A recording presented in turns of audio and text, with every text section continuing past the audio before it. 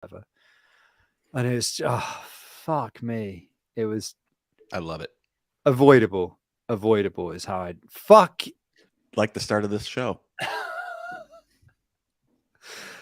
Well done. Okay. Play.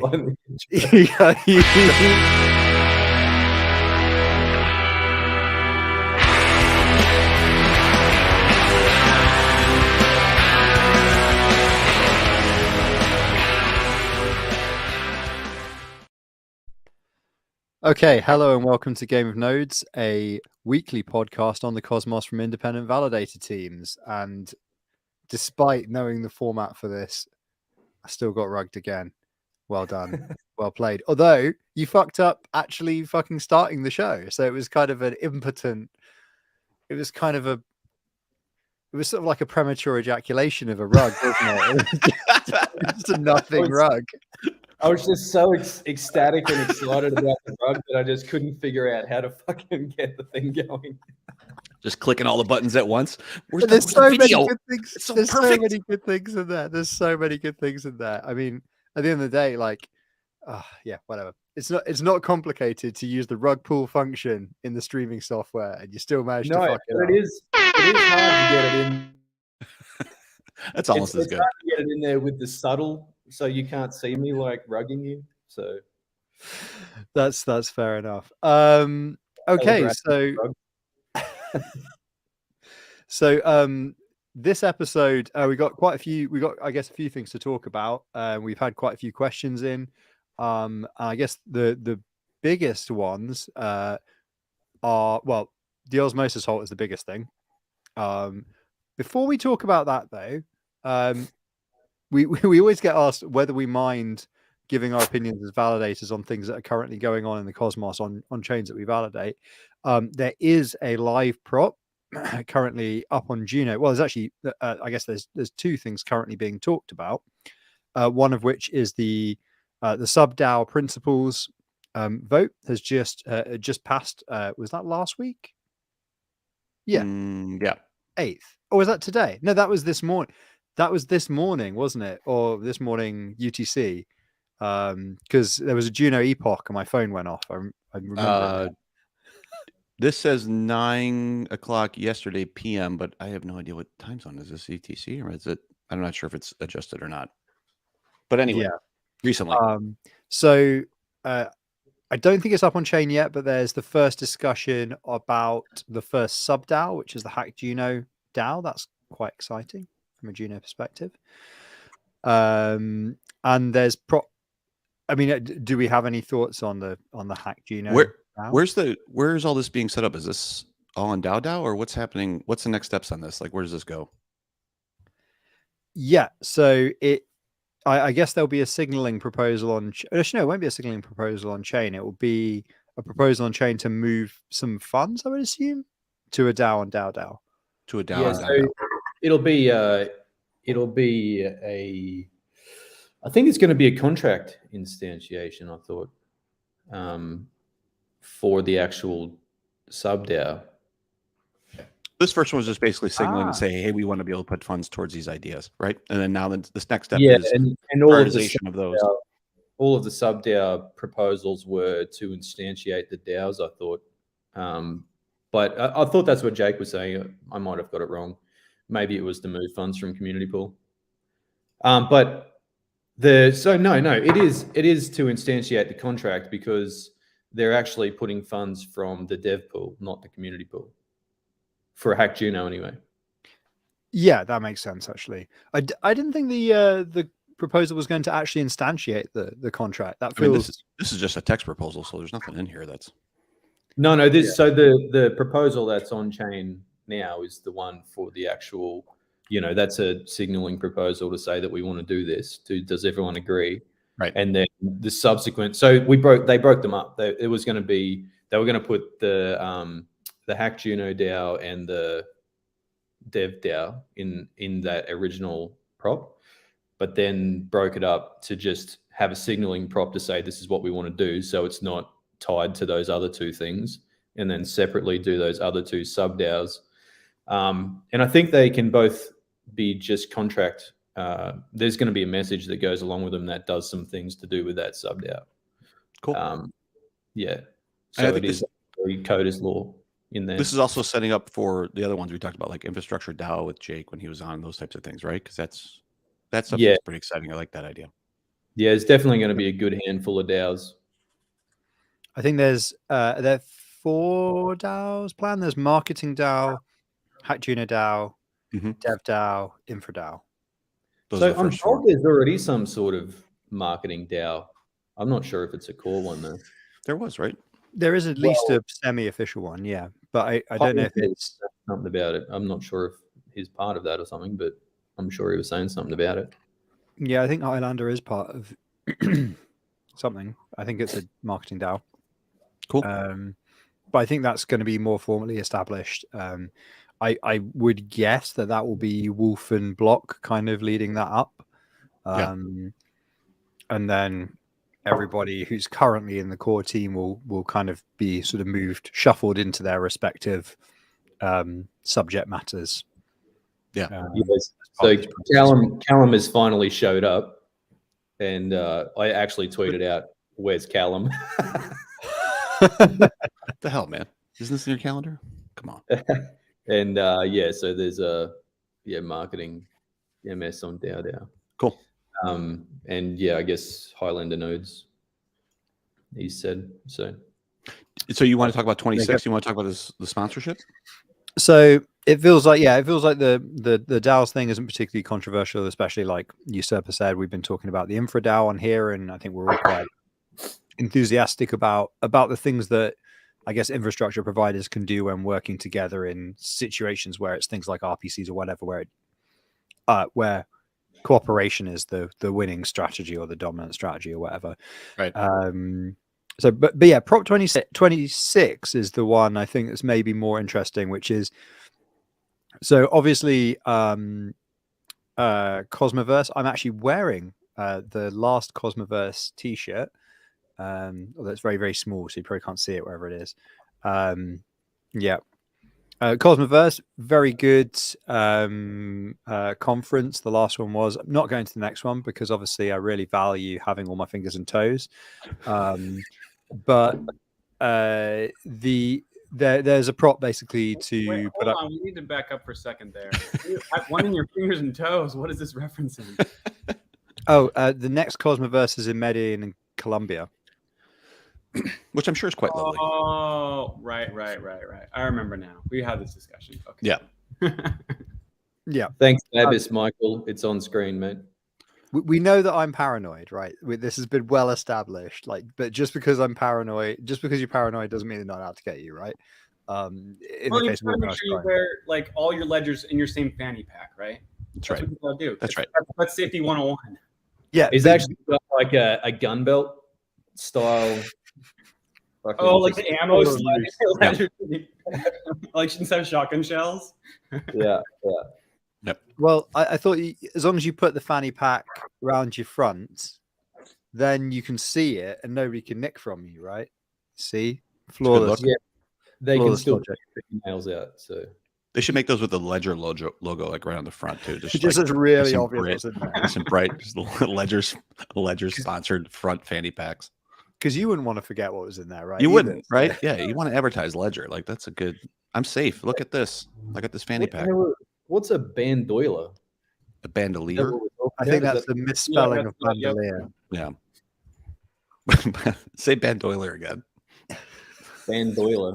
Trust Callum to actually know what that is.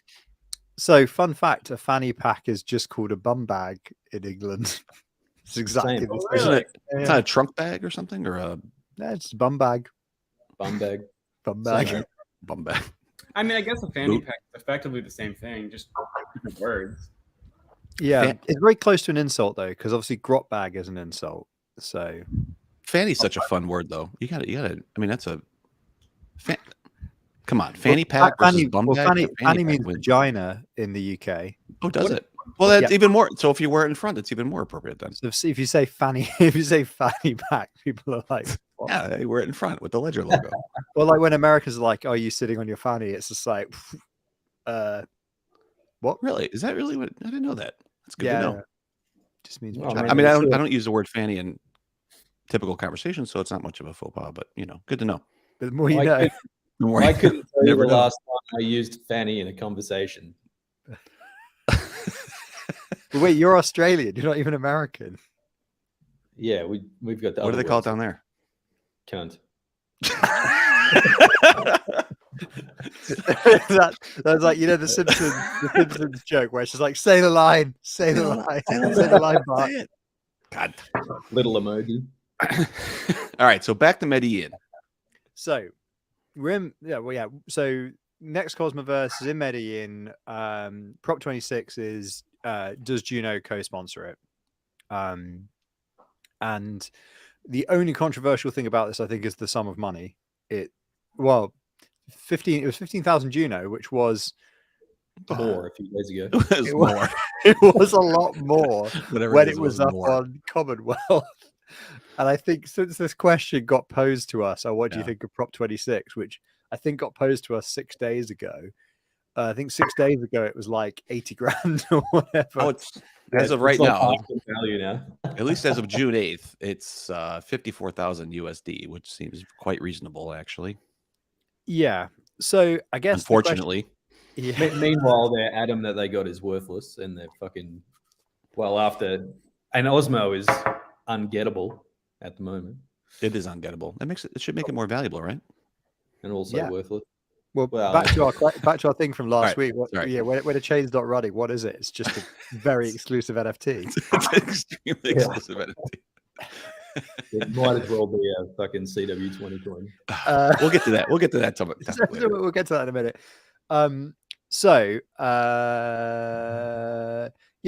I guess there's two things about it. Like, what do you think of the value, the amount of money? It seems quite a bit, and also, I think actually in general, there's a question of like how much value there is given to the Juno community from sponsoring these things in general. I can kind of get on board with if you go with the Juno's a blue chip, want to support the community. Yeah.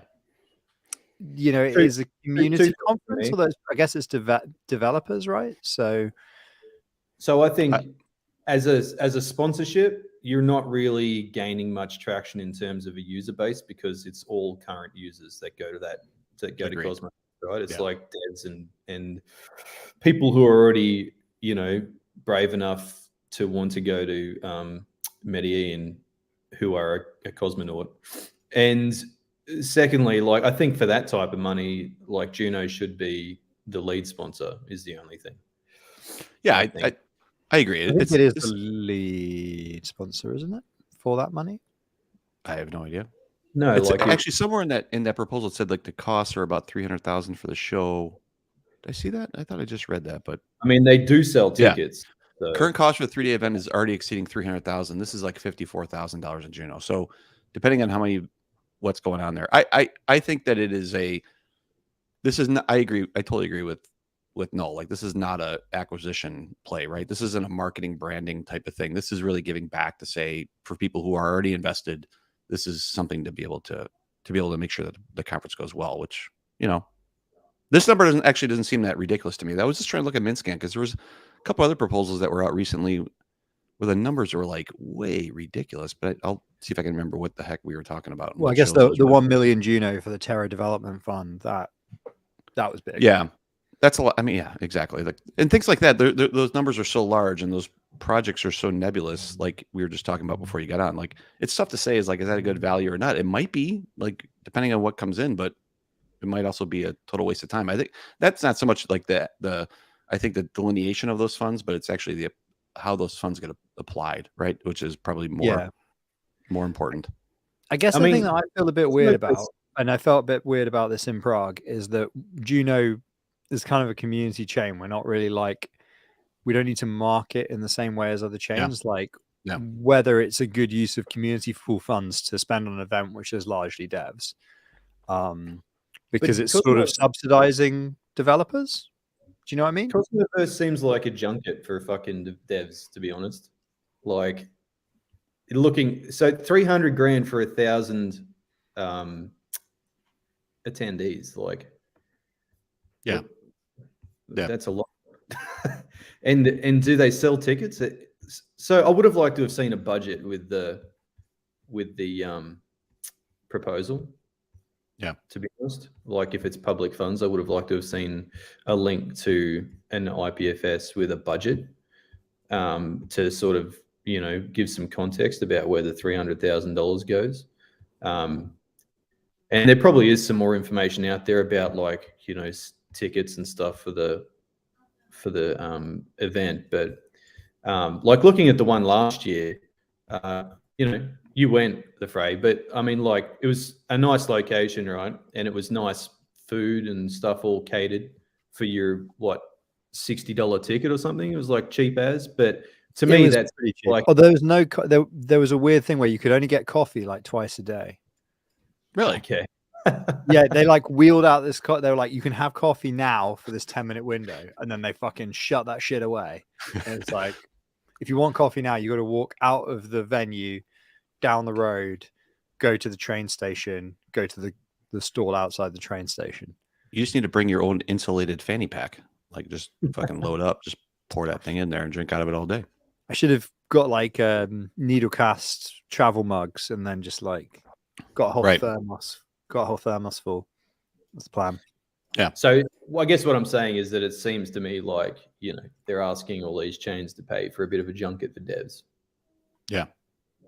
Which maybe makes sense if you're like a foundation running a project of your own, but like I feel a bit weird about Juno paying for something like that, given that who benefits mainly other ecosystem Cosmos people and a few Juno devs, and it felt a bit weird in Prague as well, if I'm honest. Like, yeah, Cal just pointed something out in chat here about better spent on non-Cosmos conferences. I totally agree with that. Like even what's going on we're headed to Consensus here tomorrow for this conference in Austin, and there's like obviously a Cosmos track and those types of things, but in the grand scheme of what's going on in those talks, it would be great to have maybe not just Juno specific, but more non-Cosmos specific type of marketing out there, because I think there's so many benefits to this ecosystem that I think get overlooked, and people get so kind of maybe single tracked on things that they understand.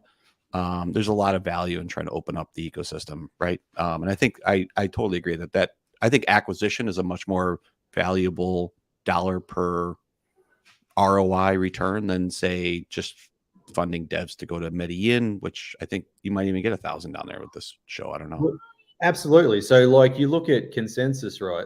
Consensus is a massive event, and 40 grand or 50 grand or whatever it is when it comes out would get you like a lot You'd be up there at an event like that. And then people would be, and it's people who don't know what it is. They can come up and say, well, what the fuck is this Juno? And you go, well, it's the greatest thing ever, man.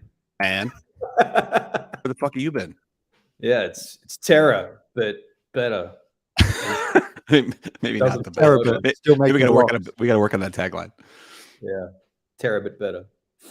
Yeah, actually, let me look at the sponsors real quick. I think you're totally right, because like the corporate sponsors, near Filecoin, Galaxy Digital, like, and even like the next level, like Steakfish is actually sponsoring a big structure. Crypto.com, Binance US is. I'm guessing these lists are probably under 100,000 easily. So I think I agree. Like this would be things like this. Maybe not just this show. I mean, obviously there's better shows, but I think that's a nice use for funds. In the comments, Juno.love said maybe fly a plane with a banner past a lunar conference, which reminded me of a joke that Usurper made earlier about the Osmosis security disclosure. We'll talk about Osmosis in a minute, but the way the disclosure was handled, posting it straight to Reddit, I think it's probably not far off flying a plane past a conference saying, Osmosis has a vulnerability, off you go, lads. Free Osmo. Click this. Free Osmo. Click this vulnerability. Right, exactly. So are you talking about that massive disclaimer that comes up on the screen when you visit for the first time that you quickly scroll past and click OK? No. Oh, okay. Where's the security disclosure? What is in that? Oh, disclosure. The security vulnerability was first announced on Reddit. Is what we're talking about. Yeah, somebody just posted on Reddit basically and was like, I think I found a bug. And it's like, How about it? Yeah, like have at it. Like, here you go. See if you can also pull millions out of this. See if you can also figure out how to make $2 million from out of 68 cents. Yeah. So Andy, we're sliding into our main topic here. What else were we got off track? We were talking about the free.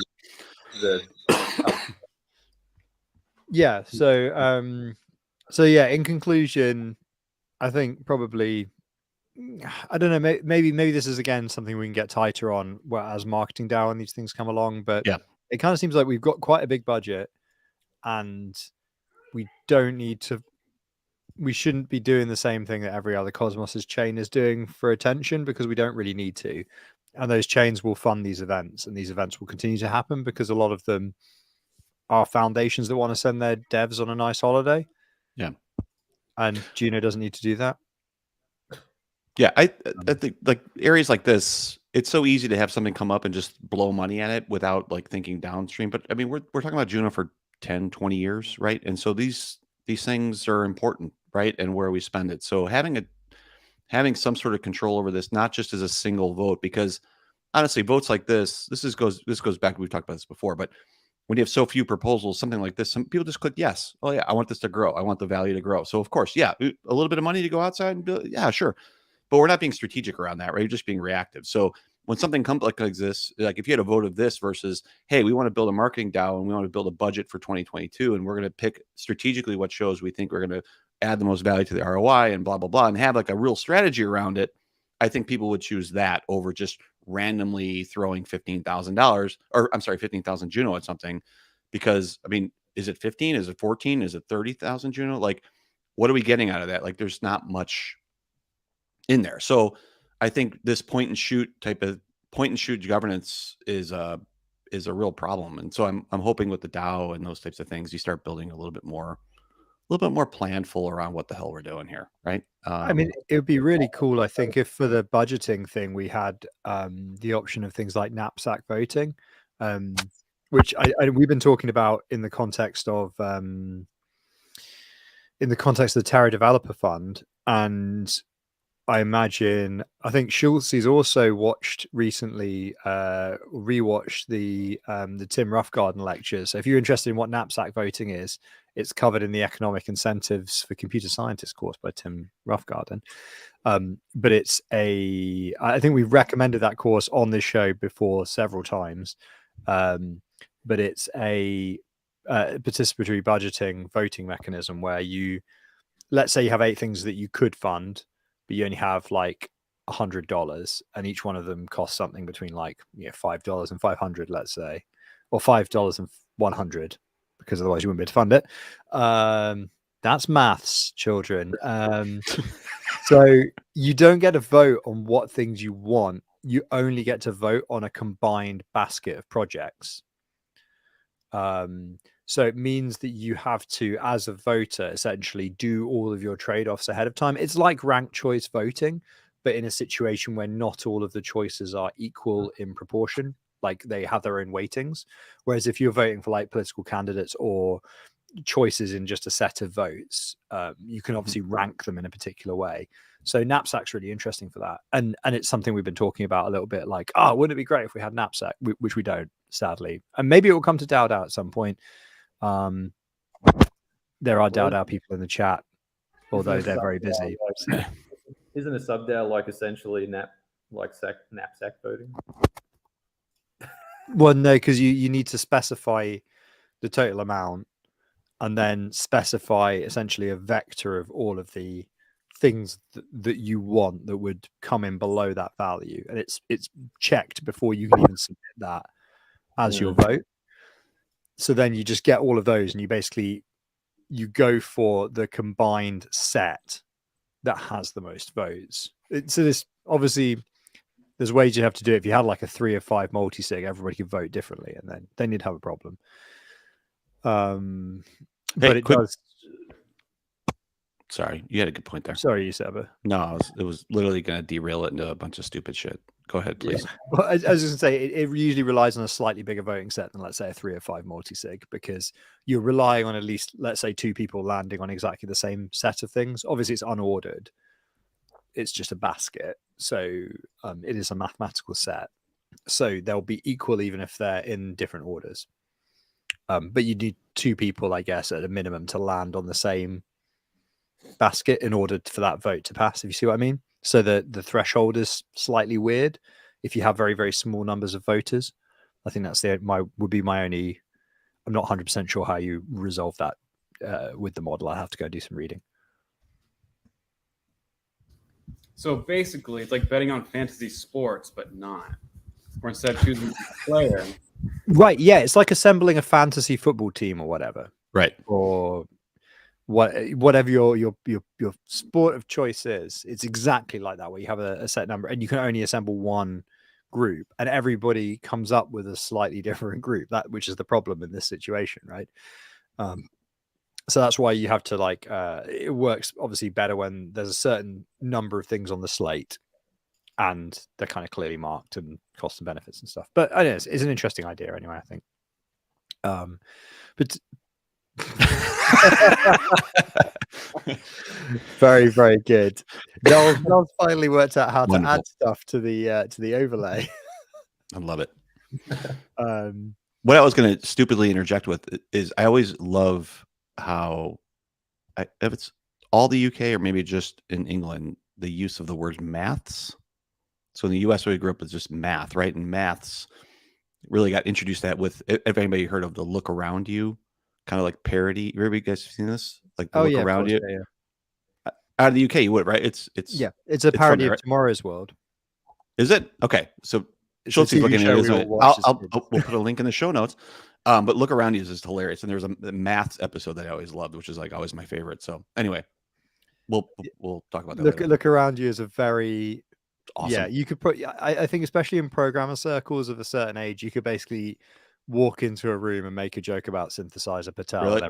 And everybody would go, all right, I love that. Synthesizer Patel. And then, these bloody kids, they come and they steal your synthesizer. I love it. I can make that joke. I'm of Asian descent. It's totally fine. Okay, good. Although I think it was Richard Ayoade that makes the joke on the show. Complicated. I don't know. I don't remember. Anyway, we're not canceling anybody. It's a great show. It is a great show. All right, should we get to the topic of the day? Topic of the day. I mean, we've already been kind of circling the drain of the topic of the day already, but it's the Osmosis chain halt. So could somebody who's smarter than me explain what happened? I'm looking at Schultz. There's only one Osmosis validator in this chat, right? Schultz? Okay, here we go. So it's actually a pretty interesting exploit because, kind of the root cause of this was there was a massive refactor of Osmosis, like 150,000 lines of change since the last version. And somehow what ended up happening was a bug got instituted where if you put in tokens into a pool and then you pulled tokens out of a pool, you get 50% more, just for no reason. There's a 50% multiplier on it. And so if you put them in and then took them out, you suddenly had 150% of your tokens. And then if you kept doing that again and again and again, does that scale up? So any increase, decrease, like pull in, pull out? Or I thought there was something related to like those balances not being equal or something. There was some special situation, or literally just in the UI, if I unbonded and pulled out, it worked. Just put it in, pull it out, 50% more. Without even bonding. Like you're just talking about just creating gams. Just creating gams. So I just gam up, gam out. Yep. And so a lot of people, they just spent, an hour doing that. So there were a couple of instances where someone took like 60 cents and made it into like $80,000. Because, you got 60 cents and then suddenly you've got 90 cents, then $1.35. Now you've got $2, $3, $4.50. I'm like, how far does this math go? It grows pretty quick. And it just keeps going up and up and up. And that's every 12 seconds it doubles, right? So I guess so how did this miss testing?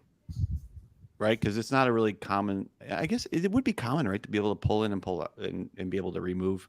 Yeah. Did they testnet this version of Osmosis? They would have had to, right? They did, yeah. So the problem is, so Osmosis, you can put tokens into pools in two ways, right? You can do it like where you do like 50% to 50-50 equality and put them into a pool. So like you do the full exchange, or you can do one-sided pooling, right? If you did one-sided pooling, it worked fine. And that's the way a lot of people do it now. They just do one-sided. It's for whenever you do a joint pooling that the bug happens. And so there was a ton of unit tests and regression testing around like single joints because that was a more recent feature, but around the full deposit, that's where it wasn't at. Asaf, I like math. What can I say? So basically, they were only testing new functionality, not existing functionality. Like that's with a refactor. That seems pretty challenging when you have that much of a refactor, right? Yeah. So I would say that was a pretty big mistake on their part. I mean, the amount of lines of code of change, there's no way that could have been reviewed in the last like 2 months of code changes that happened. I'm not going to say anything bad about the developers because the developers are absolutely outstanding, but I would say that was a poor decision. Well, development and testing usually are kind of two separate worlds there, where their testing strategy and development strategy might not necessarily be the same exact thing, right? So yeah, yeah, absolutely. So we can definitely verify that 2 accounts of the 4 are willing to give the funds back because it's actually a validator that two people on a validator that are returning the funds. So the other 2 individuals we don't know about, but we do know 2 are certainly going to return their funds, or at least have publicly stated they will. Yeah. So do you think that's because they got caught? I don't know. I think that it certainly would have been scary. Like they would have needed to cash out through an exchange. So like one way or another, they probably would have been found. They probably could have, like bought a KYC one off like the black market or something. Who knows? But either way, odds are they would have been found out. They didn't run a validator on Osmosis, so it's not like it was their validator wallet that was doing that. But in this case, they might have heard about it via Reddit, which we're going to talk about here in a second, right? So how that was disclosed. But they heard about it, they tried it. It might have been just like, hey, I got my personal wallet, I'm going to give it a shot. Oh shit, it works. Next thing you know, you're doing this over and over, and you got $2 million, and you're like, oh shit, it works, right? You're in that situation, and then you realize, oh shit, I should have done this with a burner account. Like I didn't realize where exactly we. I should have thought ahead of this. Like I just tried it with my personal wallet, and oh fuck, my everything else associated with this. Now I can exactly now. Oh shit, I got to come clean on this, right? And maybe the other 2 accounts are burner accounts for the same people, because they go, oh shit, we have $2 million, and now let's go create an account. Like let's go build another mnemonic and let's get moving on it, right? Let's spend an hour washing some tokens through. And then, yeah, this is a good conspiracy. Then you come out on Twitter and be like, hey, listen, no problem. And then there's $4 million sitting in the other 2 accounts that I have the other mnemonics for. I mean, so here's what I would have done differently. If I were one of the exploiters, here's what I would have done differently. I wouldn't have run it up to him $1 million before saying something. Well, I mean, so I guess first of all, if I were trying to do this well, I don't know why they didn't just go through the secret network, right? Right. Get all the funds, exactly. Go to secret, bridge over to secret, and then poof, it's gone. And then at some point, send a different account, and then withdraw it from there. Boom, done. Hashtag money laundering. Right. Yeah, exactly. Yeah. And then they. Yeah. Yep. So if you had done that, that's one way you could have gotten away with it. That's how I would have gotten away with it. There's ways to. Yeah. So who came out with this idea that it was only 4 accounts that went through this process? Was that coming from Osmosis specifically? I heard that number, but I don't know where that number came from. Yeah. So I think Sonny was the original one that did that, but I think that Joe Abbey has actually verified it. So he's actually gone through, and the way they were doing it was they basically checked what kind of transactions they did, and if they were doing repeat, join, and exit, that's really easy to track. Then you can track, like obviously a ton of people in the hour or so that the exploit was available would have exited the pool. If they only did it once, then that sucks. But I wouldn't consider that exploiting. That was it was a bug and it happened. Sure. If they do it 17 times, then you can track that pretty easily. Right. So that's good. Well, if Joe doesn't know, then nobody knows, right? So that's good that he tracked that. I'm guessing he's working on the other two as well. I would guess so. Yeah. Well, so we know that the other two are in centralized exchanges right now. Right. The question is just who are they? Right. Yeah, and I think I saw a tweet from, I don't know if it was Sunny or somebody else that said that they're talking to exchanges about what those accounts are and where those funds came from, etc. Okay, so this is where, why the fuck not? Let's throw a spicy opinion and a spicy question, not opinion, because I actually don't have an opinion on this really. Given that code is law, apparently, is it? Well, it's something that Sunny did say very prominently about Prop 16 and all of the fallout. And the code was released and checked by the validator set for Osmosis and ran in production. Did the users running up those sums and then walking off with the money, did they actually breach the terms of service of Osmosis? Do you actually have a leg to stand on to go and chase a centralized exchange and say, whoa, this money is whatever, you know? My opinion of this is theft. So I don't agree that there's a lot of structure here in the regular world around the protection of mistakes. And those mistakes, whether that's pricing or, hey, this is on the website for $1, it's supposed to be $100,000. And so if I can walk out for $1 because you had on the website, it doesn't really work in the real world, right? I think that there is some protection here to say that that this is an exploit and it's a defect, and it was exploited to be able to turn it into a large sum of dollars. And so I really have no issue in somebody recognizing the fact that this is an exploit and it should not be what they're getting. I don't necessarily think that depending on that, there's penalties associated to that, like meaning like you're going to go take back beyond what that person stole within that. But I do think that this is theft. And so in my opinion, at least, that this should be returned.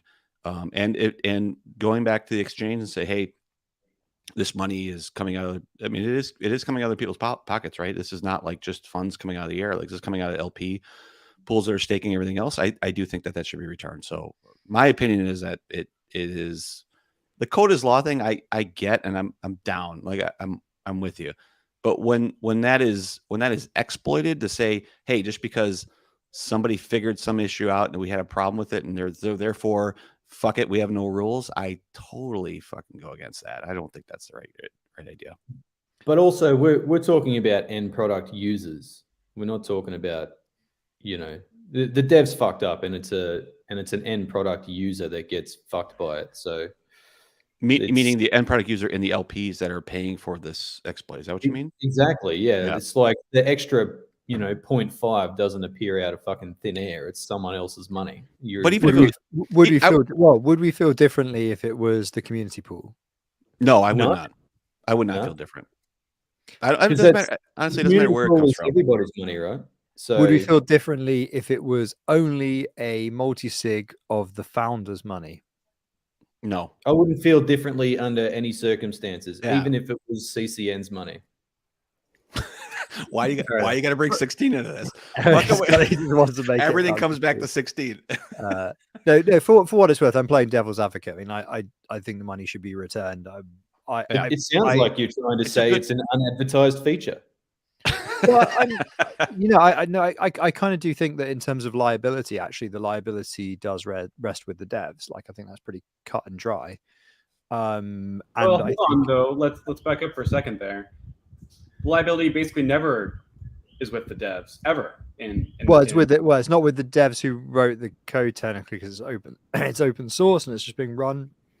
Excuse me, but as in if I as a user do a thing, right, and it's not breaking the terms of service, and it's not breaking any law, and it's not like it's now here's the bit where I think this makes it a bit more cut and dry in this case, is that it's not necessarily malicious, right?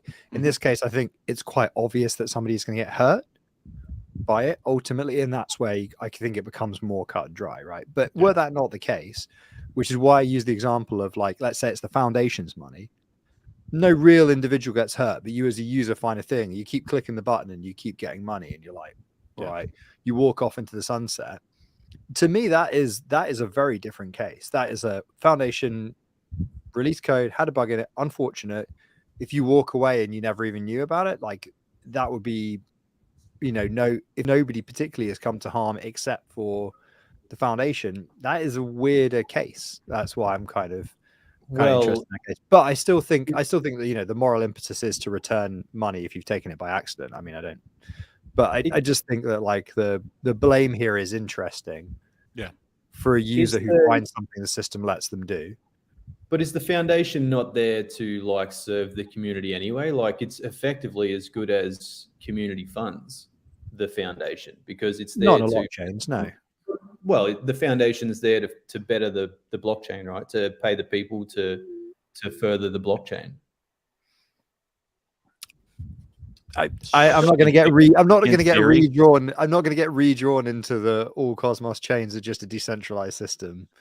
Okay, so what about this? Like, would you be pissed if the foundation just pressed the wrong button one day and gave Tim $2 million, and Tim's like, "Thanks, I'm going to the SEC." Out of there.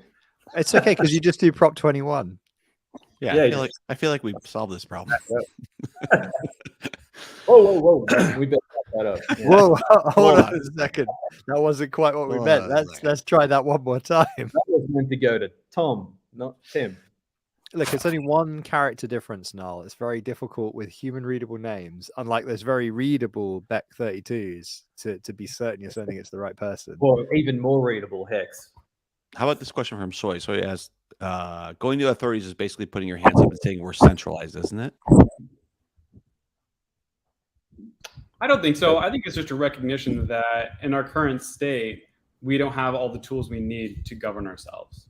That's as far as it goes for me. Maybe one day we'll be able to do things about it without going to the authorities, but obviously we're not to that point yet. Maybe the soulbound NFTs will solve that. But you just hit it on the head there, where you said, like, in our current state we can't govern ourselves, which proof of stake chains essentially can, right? Because you're either on the longest chain or you're not. There's a whole layer of social consensus around that, but they can govern themselves after a fashion. They govern themselves with CCN? Well, yeah, we did actually. They did, right? So the only difference here is that there was no timeout, and they IBC'd stuff across. So if there was jurisdiction, to use a police term, if there was jurisdiction to pull those funds out and make changes after it's outside of the Osmosis universe, I bet you they would govern themselves. But at some point, that jurisdiction ends, and so then yeah, I think then you're going to end up going back to other types of methods. So I mean, is that not right? I mean, in the Juno world, that was like pretty much a self jurisdiction type structure and a self kind of police state type structure to be able to do that. There was a lot of talk about whether to involve law enforcement and that type of thing, and there's a lot of concerns around that and those types of things. But in this situation, those funds were gone, right? They're IBC'd out, and so now they're in exchange, and now it's outside of jurisdiction.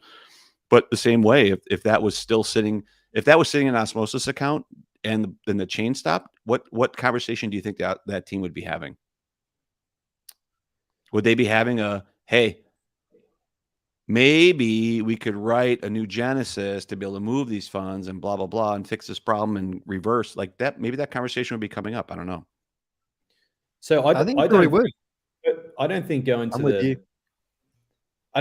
going to the authorities means that we're centralized. I think that means that it's now moved into a realm where it's in something that's regulated or can be regulated and can be something be done about the authorities. It's no longer like at the chain side where we can do self-governance. It's on the exit side.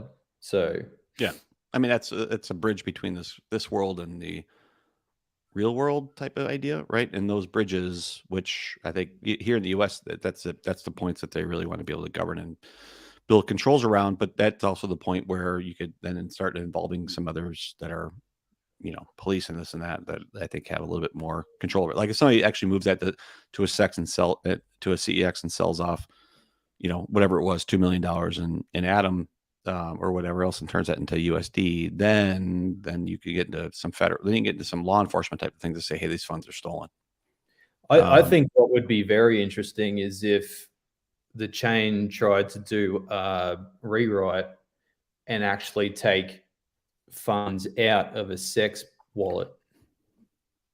That would be unprecedented awesomeness for some other chain for Osmosis to handle.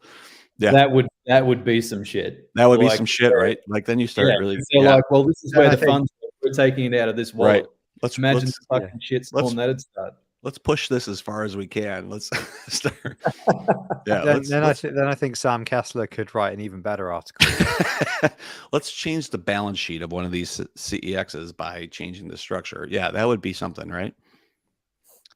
But it is all a really interesting question, isn't it? Basically, like what is a jurisdiction and what are its rights and responsibilities? Because I think what Juno has stumbled into in proof of stake is that chains and DAOs are their own jurisdiction that is kind of real, and if it decides to do a thing, it will sort of bodge its way into making it real. And that is interesting because it implies that the jurisdiction around a DAO is, for a limited subset of situations, just as real a jurisdiction as stuff in the real world. Because if it can enforce its work, and this is, so the fun thing about everything around Prop 16 is obviously everybody who got legal advice got legal advice at the time, and everybody's legal advice was some variant of holy shit. Well, run the fuck away from this. Mine was, what the fuck are you talking about? That was the next level of it. I mean, I'm kind of reasonably happy talking about it now because I think a lot of the Prop 16 major drama has sort of died down. But yeah, it was essentially like, this is completely unprecedented. There's no risk-free exit from this scenario. In fact, you're already in a situation where who fucking knows? Yeah. It's find a way out. Basically, that was the. But what's really interesting is obviously, like, we're working on a social protocol at the moment, and we are still, the code's pretty much done, and we're doing the legal dance at the moment with how we launch and how that works. And it's the same team, right? And they kept up to date with all the stuff that happened in Juno and everything. And there, so some of the sub-DAO stuff we ran past our lawyers because we wanted to be like, look, it doesn't really matter what Juno thinks it's doing with this idea of DAOs if we're all individually on the hook anyway. Then it doesn't mean anything. And within the context of nothing's guaranteed and it's only for our jurisdiction and none of it's been tested yet, and you might still get completely fucked by this, they were like, actually, you can make a reasonable argument that DAO is an entity like a corporation. If you're engaging with them like a business, then they can delegate authority to you, but it's not really you just work here. You just sweep. In my case, I just sweep the floors here, man. Like, I don't actually. Right. Yeah, exactly. Yep. And that might apply for anything like from a multi-sig on up, which. Right, and that is fascinating. Like the idea that you genuinely can say, "Oh, we can probably make a reasonable guess that if a multi-sig is like a partnership or a small cooperative or something, and then it goes all the way up to a DAO as like a much bigger thing." That to be able to say, "I am just acting as the responsible agent of this abstract digital entity." That's kind of fascinating, and it's kind of brought us full circle the way back to Prop 25, I guess. But yeah, wouldn't it be cool if Osmosis changed that balance? And then everybody went, well, the DAO said, the DAO voted. Hey, right. I saw that Juno.love. Let me actually, if I can maybe bring this up on this show. Whale moved his reward Juno to Osmosis. It's like crossing the county line in the Dukes of Hazzard episode. This is such an American, beautiful reference. I appreciate that. Just so I can put a link to Dukes of Hazzard in the show notes. I appreciate it. Asaf, welcome. Asaf said CEXs will just hold Adam hostage until they would be made whole again, which is probably the case, but yeah. So yeah. Funny. Yeah. What you were saying, the Frey on the sub-DAOs and so you were saying that they could be interpreted to be like operating a business, right? And you're saying that you may be put in a position where you may need to pay tax on what's come into that business as an income as a multi-sig holder. Is that what I was hearing? Or?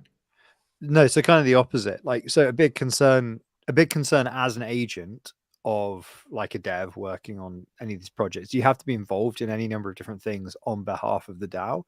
And I think like one of the more interesting things, and you'll know this as well, Noel, working on Juno, is that especially in the kind of pre-Genesis set of people that were involved, it was a relatively small number of people. There's quite a lot of anons, and the number of people who were very explicitly trusted outside of maybe the founding multi-sig was relatively small. And actually, one of the biggest things that happened behind the scenes for the first few months of Juno, being a part of the core team, was simply just actually not being somebody that would rug the project. That was the valuable reason for being in the room. Yeah. Over and above dev contributions, any other thing, whatever. There are lots of things that needed those contributions, but actually, like, it's the trustworthiness bit. Yeah, so it's really hard to establish that. Almost all of Core 2 is like doxed, right? I don't think. Yeah, exactly. None of us are like a non. I don't think. Yeah, we're all A, relatively doxed, and B, we've all mostly met each other face to face, like literally days after the chain launched.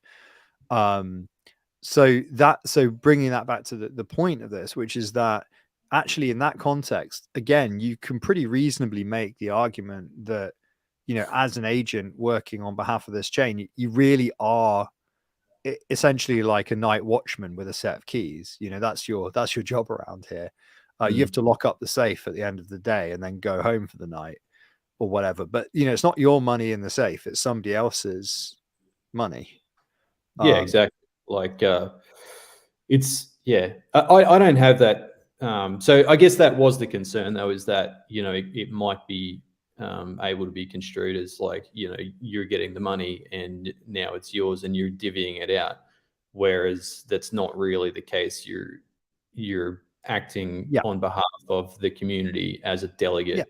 It's a big concern with sub-DAOs, right? Because what's the point in delegating funds to sub-DAOs to like hire devs to expand the dev team, do blah blah blah blah blah, whatever, if every individual person on the dev team or every individual company that's represented, in the case of us, Needlecast and Envoys, is suddenly responsible for just like divvying up that pool of money and paying tax on it? That would be insane. It would completely destroy the point of the entire exercise.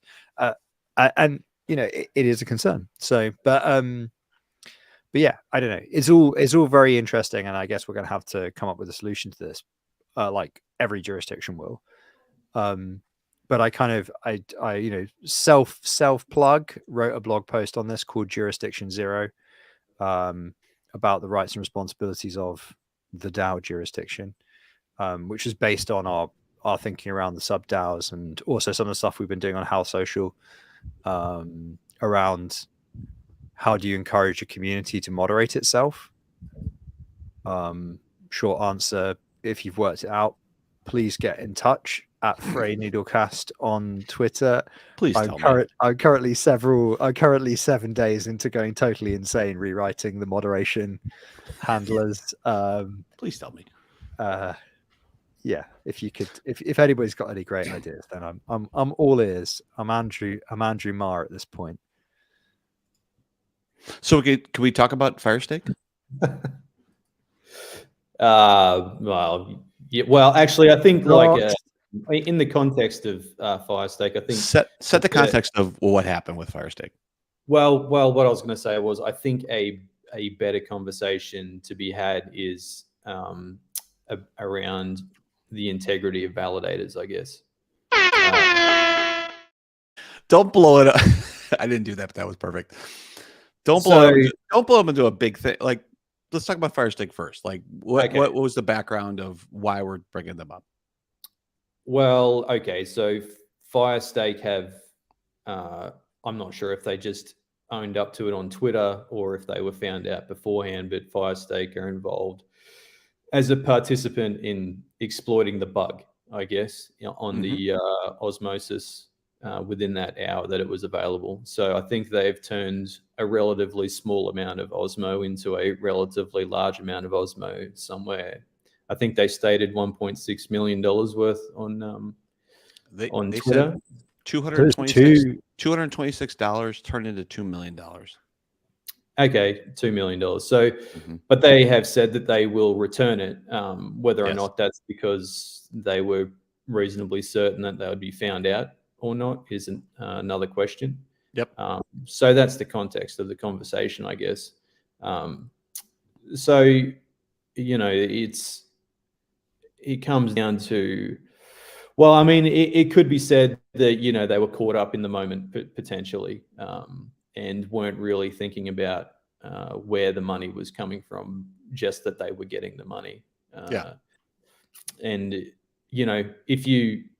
so as a validator, having integrity as a validator and having the chain as your first priority as a validator and the integrity of the chain and making sure that everybody who providing security to the users of the chain, right?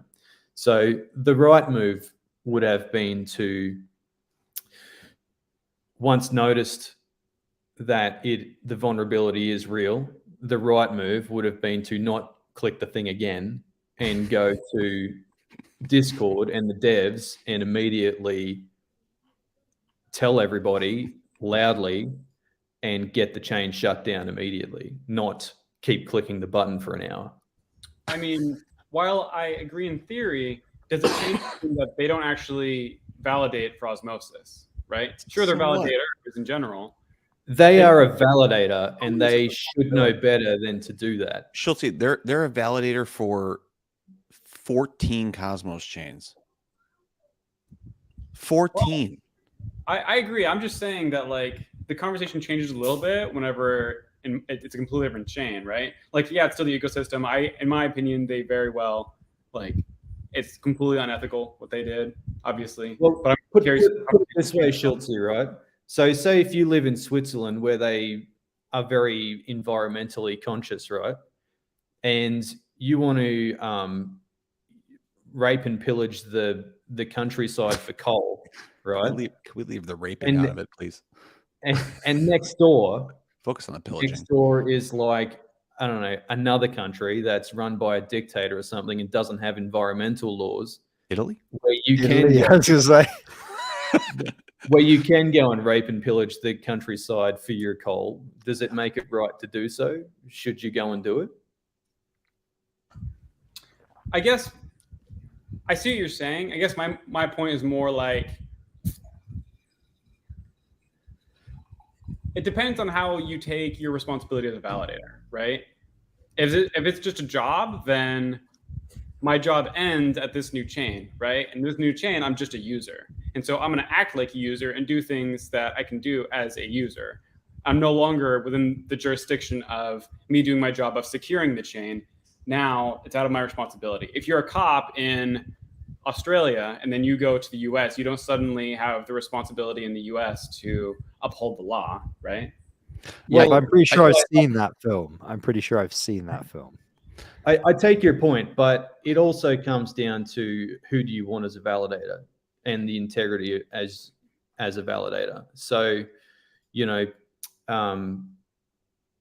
as a validator validating other chains, you should not have it in you to exploit a vulnerability on another chain. And Yeah. if you do, should you be trusted on the other chains? So I think it is a detriment to your,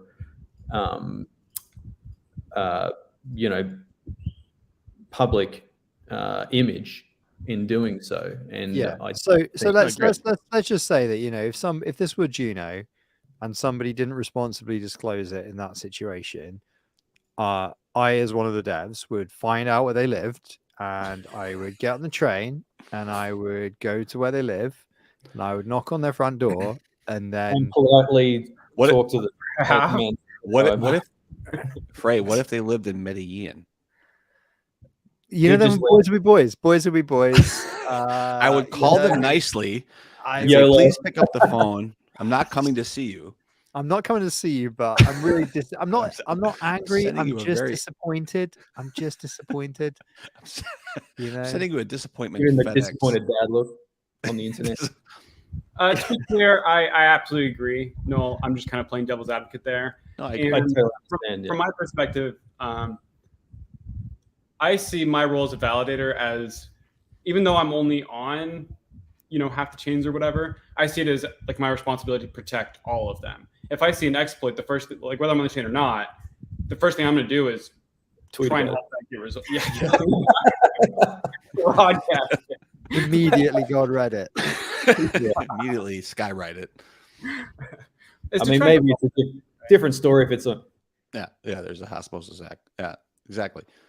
different story if it's on like Solana. But Well, and also I do agree Well, that that's Osmosis. that's completely different. It's not comparing like and like, is it? That's apples and oranges. No, you can't do that. Obviously, Solana, you Is exploited. immediately post it to Reddit.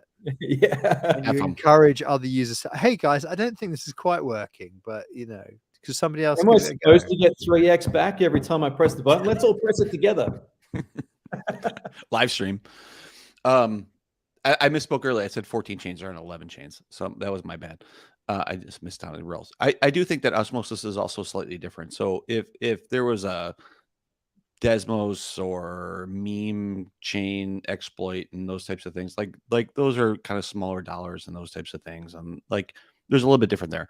In Osmosis Pool 1, when you're talking about Osmo Atom, there's a significant amount of Cosmos ecosystem consumer value in that, right? And and also the way that they phrased it, I thought in the tweet they said, if you guys remember, it said something along the lines of 2 members of the Firestake team started a testing to see if the bug existed, and testing grew into a temporary lapse of good judgment and blah blah blah, right? So they're kind of pushing to say, hey, this wasn't Firestake as an organization. This was a Firestake team. I don't know how big that team is. I'm looking at their website. I don't know how big that team is, and I don't really know too much about that group, which is whatever. It might probably is too, but that idea, like to say, hey, we're pushing it down. It's 2 members had bad adjustment, and I think somebody had a great tweet around the fine to say, like, you never know if you find an exploit until you get to the first $1 million worth of exploit, right? You never know. Not sure if this really works. Like, let me double click this until I get to at least 1 million to see if this is a problem, and then blah blah blah. Well, so I do think you can't be sure that the exploit works until you exit it when you're in a Lambo. it's a beautiful tweet. That's a beautiful tweet. I love it. So I think that as a validator and validators, regardless of chain, I think we all want the Cosmos ecosystem to be successful, right? Like, I don't want to. We only validate for a few chains. Like, we're not in Osmosis anymore. I clearly don't want that chain to fail. Like, we want that to be successful. We're not in Desmos. We're not in Bitcana. We're not in Keychain. We're not in Gravity Bridge. But boy, do I want those chains to be successful, right? So the idea that you have a validator that income is based on, I think, rising tide raises all boats type of thing, that you want this ecosystem to be successful, to have team members that say, hey, I'm going to go pull $2 million out of this because of this stupid bug and fuck them. That's a serious loss in judgment. And I give them props for coming back and saying whether or not they got caught or not, who knows, right? We're not, maybe that'll come out in the book when somebody writes it from the Osmosis team, right? About what the hell happened here. So Sonny did tweet out that they came forward without being caught first. Sure. I mean, honestly, if I was caught in doing this, I would say, hey, Sonny, tell him that we came forward, right? Like that would be something you would want to be able to do, or some situation like that. Also, right? Jabby was probably literally minutes away. He's probably outside their house. I got a with medium. Winston. I got a medium post full of references, and That's probably why here's- he's not on tonight, because Yeah, he's exactly. outside their house, wherever the hell they live, with There's- Winston straining there's on the leash.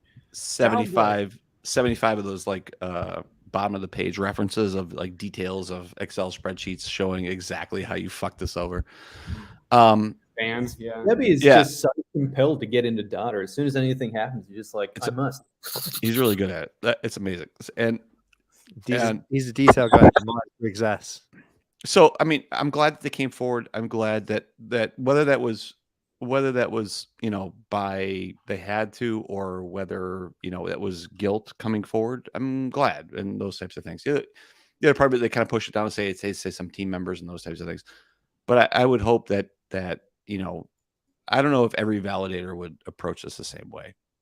I don't know if you guys agree with that or not. I want to chime in just a little bit here to what Soy said. He said that this is a SIP chain DAO multi-sig frauding Osmosis.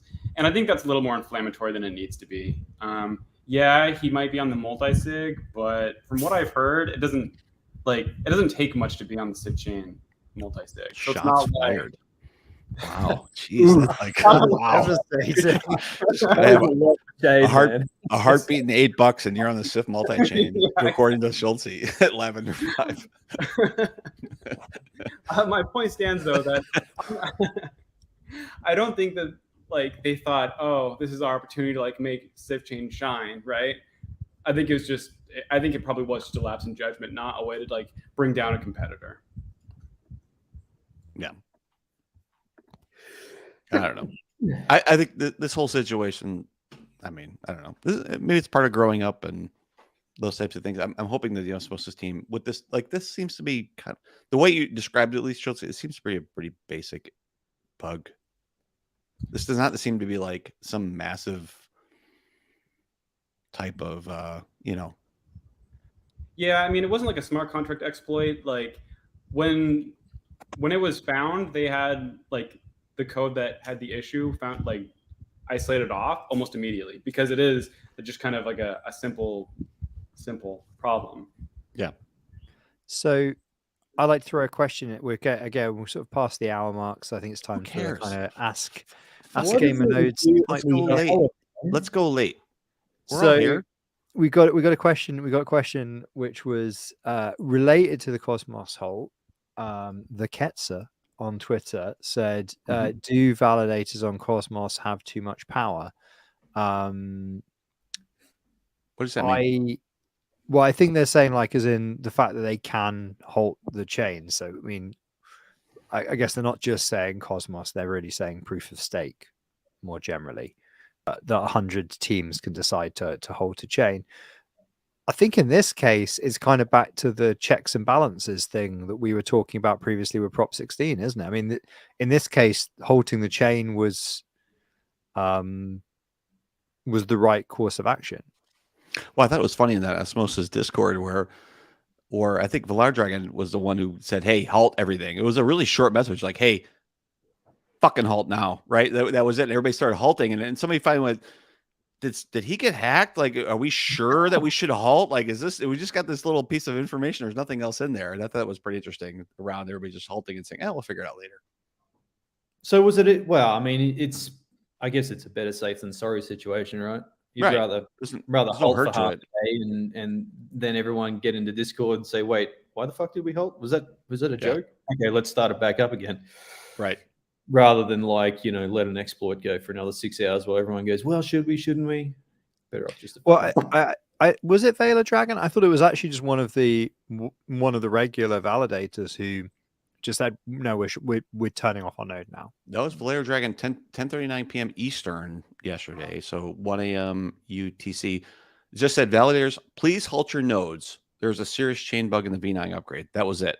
And then there was a bunch of eyeball emojis because what the fuck, which is a pretty, and then there's obviously in the validator channel, just a lot of conversation, what's going on. And then there's a lot of questioning of what's happening, those types of things. So Okay, so that is interestingly, quite a wasn't- strong argument for centralization, isn't it? And I know, obviously, we this is a subject we covered a lot on this, and Juno security upgrades. There's been a lot of discussion around how centralized those are with relation to the team. So I'm but not Noel's- throwing stones by throwing that out there. Noel's but right. Is that really centralization? Is that really what it is? It's a request to halt. It's not changing state or anything, right? Like it's just let's pause. the only thing centralized about it is that there's a location where everybody looks. Right. Yeah. Well, I mean, a similar thing happened on Secret back in September.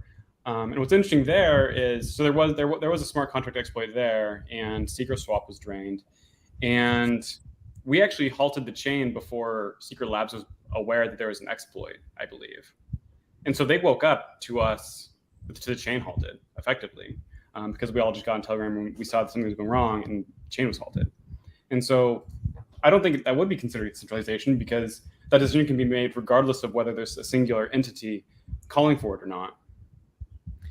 As to whether validators have too much power, I think that on some chains, some do have too much power. So take, for example, Carver. If this was a, same platform type as Osmosis, but with a power distribution like Carver, if the top two validators are sleeping, right, and there's that exploit and you need to emergency shut down the chain, it doesn't matter how many other eyeballs you get on the situation, you're not going to be able to shut the fucking thing down. Yeah, that's a real problem. Yeah. So, distribution of power is important. And like, take, for example, Evmos, it's getting pushed right up the top now. So there's a bunch of chains in a similar situation. And the more top heavy it gets, the harder it is the more vulnerable it is to various things for various reasons. So do validators have too much power? In general, no. But do some validators have too much power, as in vote and control on the chain? Probably. Yeah. Yeah. So interesting point, just because somebody mentioned Telegram just there. Something that got raised, not as a direct question to the Gamer Nodes weekly question thread or whatever, but was whether or not this was more of a kind of general discussion I saw on Discord, whether we think the Telegram hack thing is real. What do we reckon? Place bets. What's the Telegram? What? Telegram hack? What? Yeah. Somebody paste-binned a thing basically saying, yeah, Telegram, because it's like a home-rolled encryption thing. Not home-rolled, but it's not like everybody knows it's not as secure as Signal or whatever. Somebody said, yeah, basically there's been an exploit, like there's been a 0-day in Telegram for years. I've collected loads and loads of private chats using this 0-day within crypto, and I'm gonna fucking paste bin them in June and July. Who gives a fuck? Don't talk about important shit on fucking Telegram. Fuck. Yeah, well, that's exactly what I get for all my personal friggin' conversations. Back again. I think it's real. I mean, I don't know if there's any authority behind that guy, but I think I'm engaged enough, and I think it's interesting enough that I want it to be real. Also, in the chat, it's more than 67% to stop producing blocks for us to have a chain halt, not 37%. No, it's 37%, right? 30%. If 37%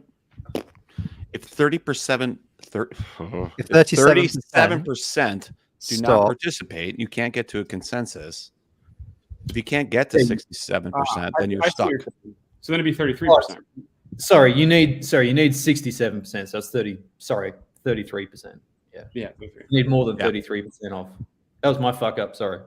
How many validators have to stop to producing blocks to chain halt? And this is like one of those really annoyingly worded maths questions. No, it's right though. Don't say maths. Math question. The math question is how many validators have to stop producing blocks to chain halt? Mathematics. That's correct. How many validators have to stop producing blocks for the chain to halt? That answer is more than 37%. That's correct. I thought it was 33%. No. Well, more than 33%. 33.3%. Well, right? sure, but So technically, 37% 33, would halt it. Yes. Yeah. It's You'd more still than fail the exam question. It's more than 100 minus 67%. Maths. It's funny. 34%, sure. Let's do a couple more Ask Game of Nodes. We should do Ask Game of Nodes maths questions. We'd have Maths. a really tough time. Not a good idea. I'm trying to find. I want to remember the definition of maths from the around Maths? you. Yeah, the world around you. Right. That's what we're talking about. Look around you. Look around you. Thank you. Well, I mean, this is just how. No, maths is just how we speak.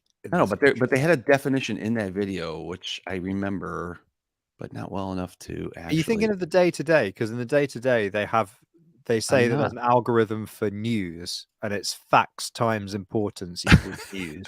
No, I'll find it, and then which is another great. If you've never seen the war episode of the day, I've seen them all, like all 13 or whatever it is. I love it. It's a British TV show, so I think there's 3 episodes. That's all you need, honestly. That's all you need. So one of the other questions we've had on the Ask Game of Nodes was from Don on Twitter. Will the Juno token get a utility? Yes. Other than securing smart contracts? Yeah, maybe. What other utility? What do you think that utility could be?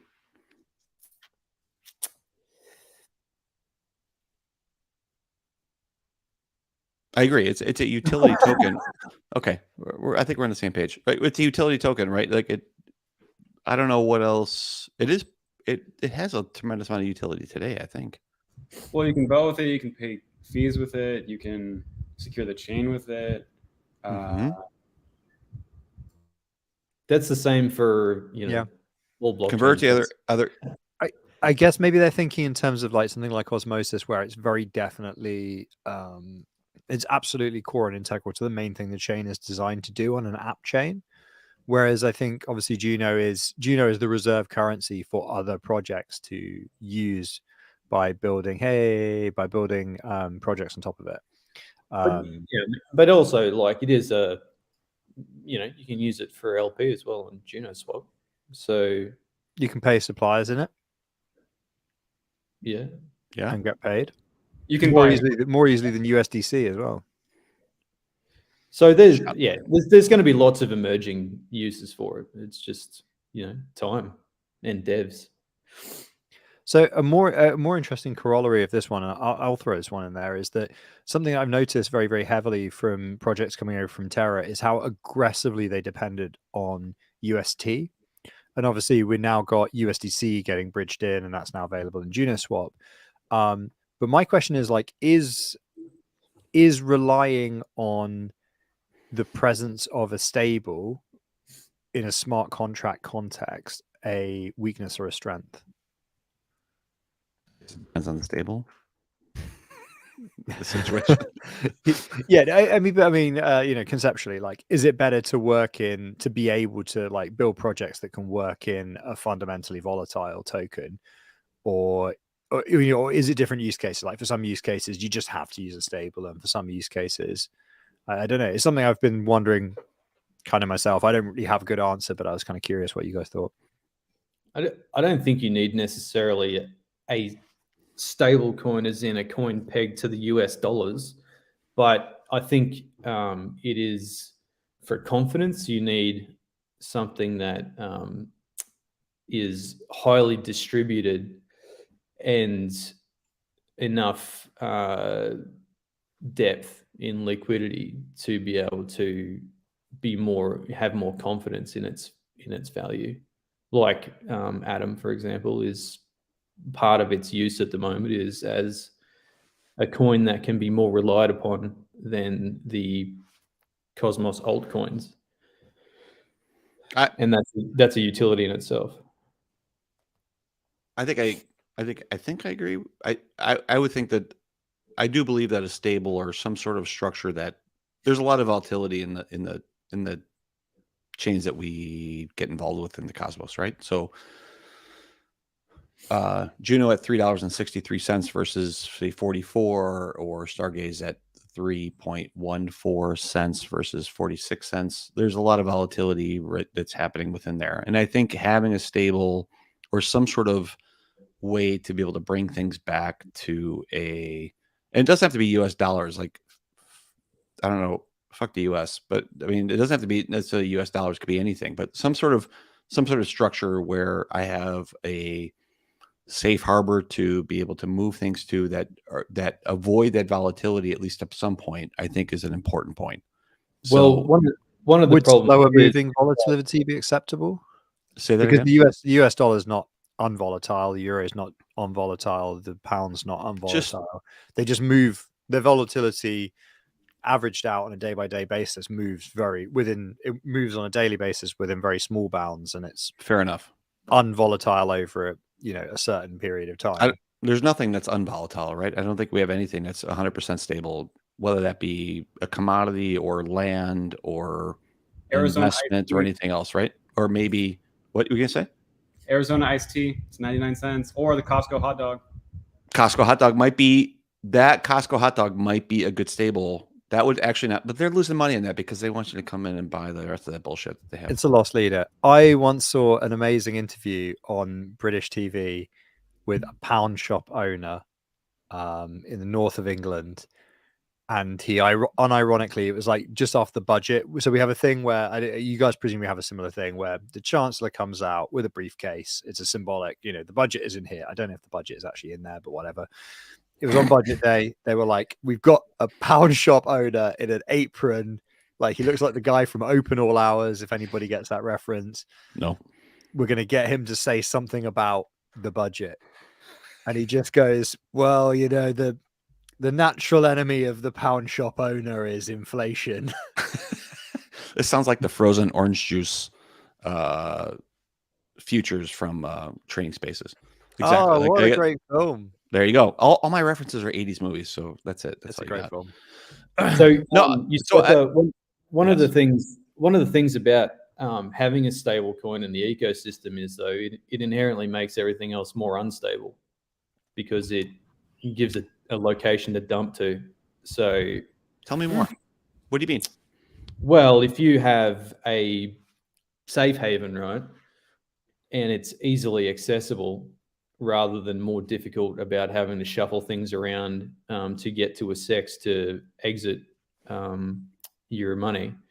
If you have, say people are piling into a token somewhere, and then there's like a hiccup or something, it gives people an easily accessible safe haven to swap straight to, which decimates the price of the other token. So if you were swapping between other tokens in the same ecosystem, that it would even out volatility more than being able to just dump everything into a stable coin, if that makes any sense to you.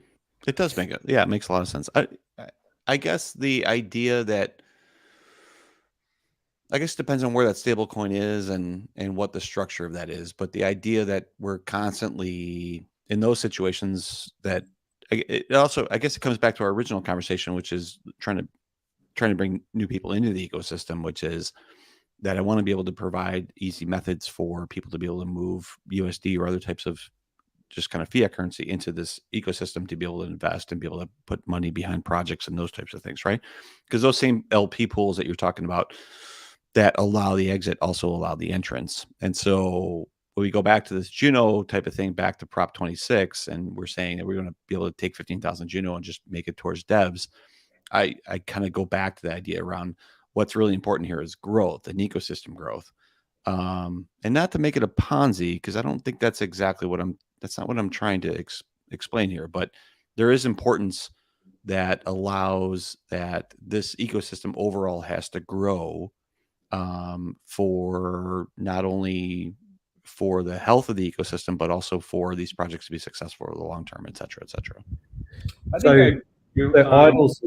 Idols is nailed it here, that stables seem to be invented for day trading and leverage. And I think from a sex point of view, they probably were. But in terms of like decentralized exchanges, it gives a base for people to day trade off. So people can enter and exit tokens all day long back to a safe haven for them to sleep on, while knowing that they're going to still be whole in the morning, or even at the same time, like in terms of UST, earn a return on it while they're sleeping until it disappears. So in term that's not good for volatility. That just adds. So imagine if that didn't exist, and then you would have people who are, for example, interested in the Juno project, so they go and invest in the Juno project and they stake it and sit on it, and there's not this crazy trading going on in the meantime. Schultz, what were you gonna say? Yeah, what I was going to say was I think there's a couple sides to it. I think my first take on whether a stablecoin is necessary is basically what the purpose of the app is, right? Like, I have something that I'm developing, and for me, a stablecoin is absolutely necessary. And that leads into my point two is, in my opinion, and this might be a controversial take here, the end goal of crypto is for users to not know they're using crypto. Like, there needs to be an interface that's so seamless that, yes, they're using crypto, but they don't even know that. They're just using an app that happens to be decentralized, happens to have a lot of really cool features that crypto brings. And one of the ways to facilitate that interaction is having some stable medium between the real world and crypto, if you will. I think that's a good point. No, your point is right. Like, that idea, I see both sides. Like, that idea to be able to have some stability and be able to pull things out is a good point. I think the idea to say, hey, if we're in the ecosystem, then we're in the ecosystem, and to be able to create barriers of exit. Maybe that's not the right term, but it's kind of what you're saying. But almost like a barrier to exit to say, hey, we're moving it to Atom, or I'm going to move it to, I don't know, a larger market cap type of coin that doesn't necessarily swing as far as, say, Chihuahua or Cerberus and those types of things, where I have a little bit more stability in terms of price, or at least it moves a little bit slower. And then if I want to be able to move that out, then I'm moving through regular, DEXs and those types of things. So, or CEXs or whatever. So I kind of get both sides of that argument. It's a good question, actually. I think it also comes down to liquidity, doesn't it? Because what about those highly volatile ones like Cerberus and let's just say Cerberus. So everything else in the Cosmos right now. Well, the meme coins. I was just trying to remember the fucking names of it. So the meme coins, right? Meme, but that's maybe they wouldn't have ended up decimated so much as they did if there wasn't an easy out. I mean, surely they could just be switching over to Osmo or Atom and exiting that. I thought we're supposed to blame validators for all that shit, right? Like, just selling rewards and shit. I thought that was the party line. Wasn't that what it was? Yeah, we're the devil. So yeah, that 5% really fucking decimates all these coins and shit. Yeah, man. And so, yeah. Well, anyway, I'm just saying the same thing over and over again. But Frey, what were you gonna say? You catch my point. I think also, like, the tokenomics of the space very much tend towards coins that will be artificially held high in value so long as there is enough liquidity to hold them high. Like, a common thing that people are saying on Telegram at the moment in the Juno chats, and I imagine in every other chat, it's just the Juno is the one I check in on the most, is like, well, what's happened to the price? What's happened to the price? And it's like, well, the liquidity's gone down, so the price has gone down, right? Like, the reason a lot of the tokenomics of these, so some of these coins, they actually are indefinitely inflationary, but the amount in circulation at any given time is actually not infinite, right? Which is exactly how a central bank works. And it's all about kind of juggling that to affect some notion of value. And the complex thing is balancing that with liquidity in such a way that there's any consistency. And until you basically get users to think that this is not an investment, fundamentally you can't create, because that's the difference between a safe harbor, a stable, and a high cap, high supply meme coin, it's only the perception that it won't go up. And the thing is, it actually is going up and it is going down. Even if it's pegged to the US dollar, it's constantly fluctuating because the US dollar constantly fluctuates and it's not constantly pegged either. But if you looked on a monthly, bi-monthly, yearly basis, it would be moving around. It would just be moving around slowly. So what's really different is actually the way the consumer is looking at it, which is not as an investment. So they're prepared to spend it like money. And so it's that expectation and it's the purchasing price parity that matters. And I know we talked about purchasing price parity on the podcast before. But is it, if you, the interesting question, right, is if you did tokenomics like Stargaze, which is quite stable in terms of its general bracket, if you did tokenomics like Stargaze and you called it a stable coin, but you did nothing else than launch a chain that had underlying utility, would it behave like a stable coin? Like if you could basically make it a black box and people would have to trust you. And let's say people did trust you as developers and they would, like as a thought experiment, if you say it's a stable, they will trust you that it's a stable. I mean, this is basically the thought experiment of Tether, right? It's close. I've led you down the garden path. So, well, I mean, have you looked into the disclaimer on the USDC site recently? No. What does it say? You're fucked?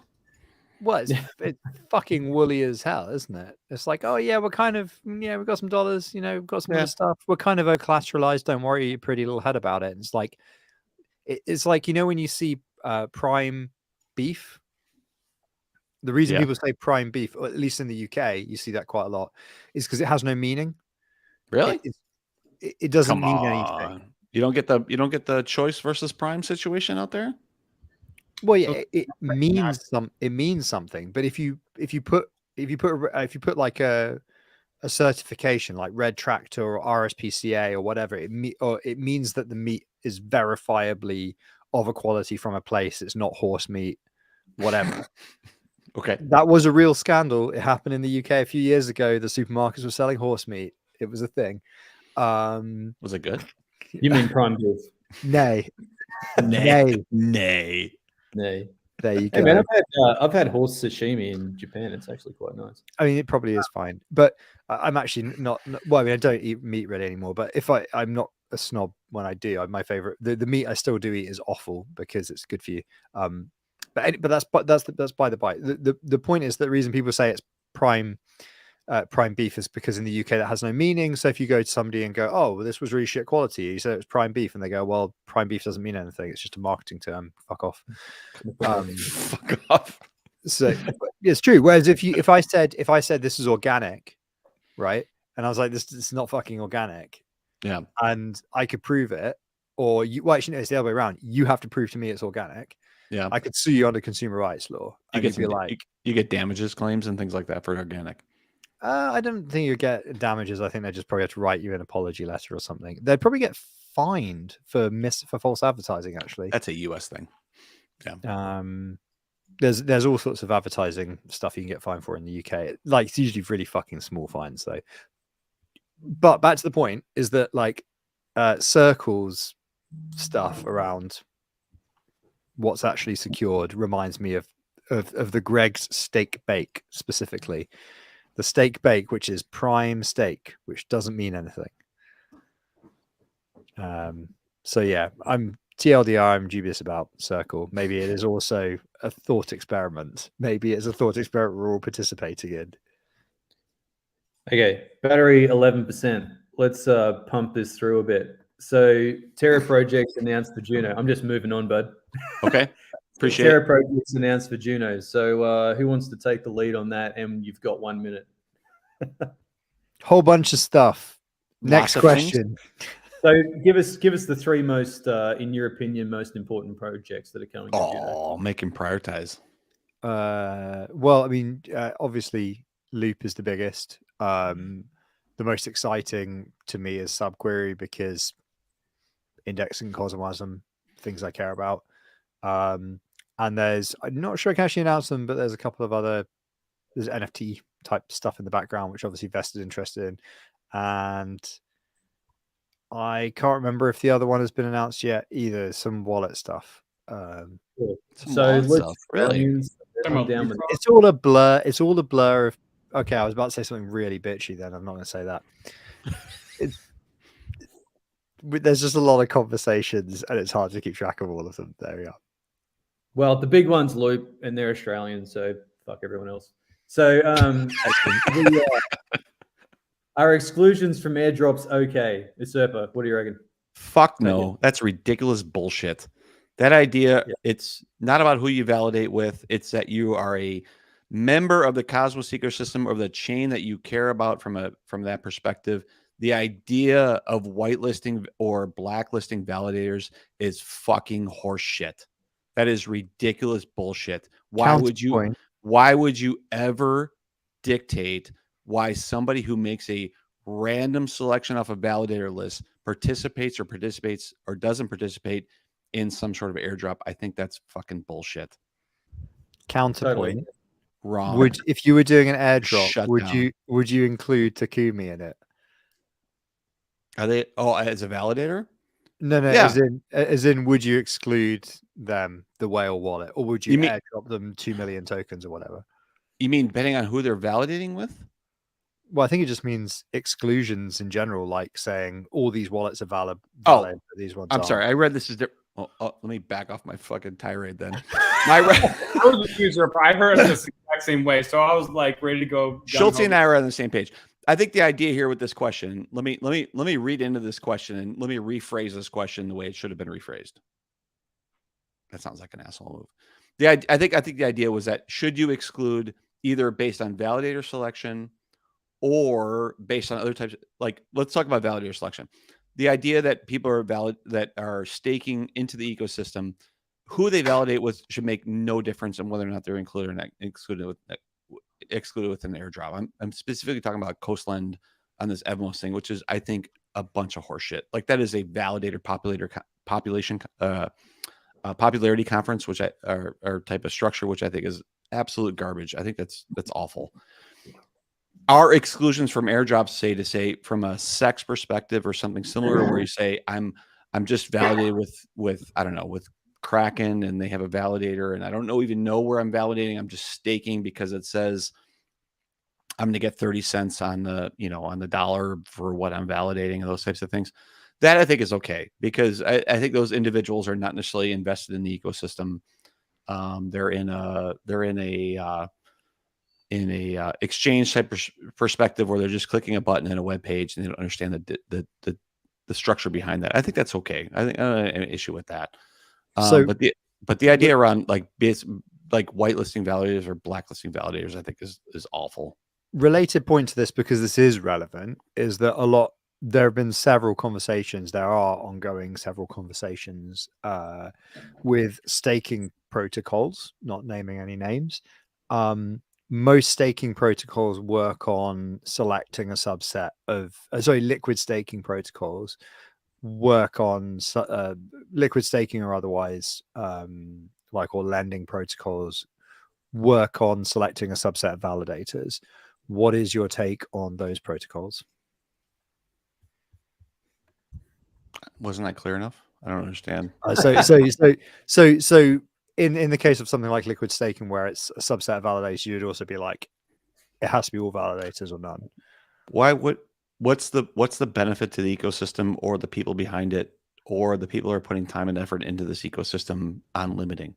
So let me give you my thoughts on it. Maybe that'll clear things up a little bit.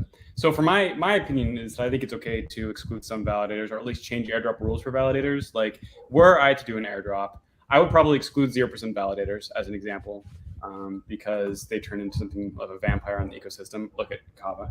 And I would also probably do like a reverse system where if you're staking near the top, you'll receive less than those staking near the bottom. Just to kind of reward decentralization. I think using airdrops as a way of like changing behavior is a really compelling method for doing it. Now, That's different from saying I will only give an airdrop to these 4 validators, or I'm excluding these 4 validators for specific reasons. That I don't see positive in, but I do see positive in at least using as a method for achieving certain outcomes. But is that actually solving the problem, or just like band-aiding the issue? Like the solving the problem would be, I don't know. I'm not sure if it's actually solving the issue around staking. We were just talking about this also on Twitter related to how to build UI around being able to choose a validator, right? Like there's different UIs here. Like I think the OmniFlix team has done a great job in terms of being able to make sure that in the interfaces that they provide around staking have a random structure around validators, at least so they're not ordered, right? Kepler is exactly ordered based on staking 1 to 100 and whatever based on what the validator ownership is. MintScan highlights the top 10. Why are they highlighting the top 10? Who gives a shit? They should be hiding the top 10, like, or at least hiding the top 33%. Like they're highlighting to say, like the highlight says, hey, these are the safe ones. Fuck all these below that, right? Type of idea. And we're not like we're in the top 10 in one chain, right? And I would say within that structure, like those types of things, like you want to be able to drive behavior through UI. And I think all of these staking interfaces, regardless of what the staking interfaces are, should be pushing towards decentralization, at least in terms of that idea to say, hey, we don't want a SIF chain structure where 67% of the voting power is in the top, whatever it is, 7 validators or whatever the hell it is. So I have a dumb question, and possibly somebody on the here could answer for me. Every staking protocol that I've heard talking about staking derivatives, lending, borrowing, or Null sneezing again, or Using my fuck. or liquid staking or whatever. Yeah. They always say, "Oh, we can only support a subset of validators," but I don't really understand why, other than coordination. Is it just laziness, or am I missing something fundamental about how these protocols work? I don't understand the liquid staking stuff enough to be able to comment on that. But I mean, the challenge within 100 plus validators is not to be overlooked, right? In terms of coordination and everything else. Although Osmosis, to their credit, halted a chain within 12 minutes based on a 7-word Discord comment around 100 plus validators, which is pretty amazing, right? Yeah. I think maybe it is just the coordination point. Then maybe that's the underlying reason. I'm sure, like if any of the Juno swap guys watch this back and I've made a factual mistake, then I'm going to hear it.